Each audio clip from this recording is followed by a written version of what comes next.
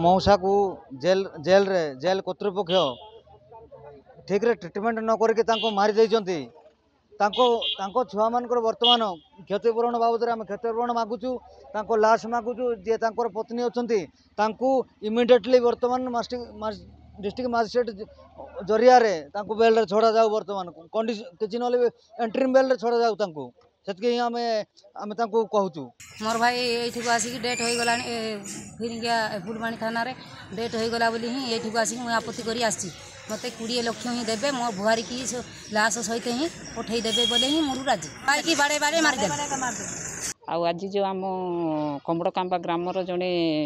माने गंजेई केस रे धरा है कि जो मृत्युवरण करिसेंती सेथिबाई आमे थाना को आसथिलु आईआईसी सार वीडियो सार सहित डिस्कसन कलु आथिरु सार माने कहिले आ रेड क्रॉस संस्था तरफरु एवं आमर ब्लॉक तरफरु 20,000 परिवार मंगल योजना 20,000 देवे आ रेड क्रॉस तरफरु केते एटा मिसेई कि 60,000 आउ एबे आमे हरिश्चंद्र पैसा सांगे सांगे 3,000 गोटे देदेबू आ सार माने कहले जे 2टा छुआ तांकर 3टा छुआ आ 2टा छुआ को मासकू 4,000 8,000 लेखा देवे कहीकि कही।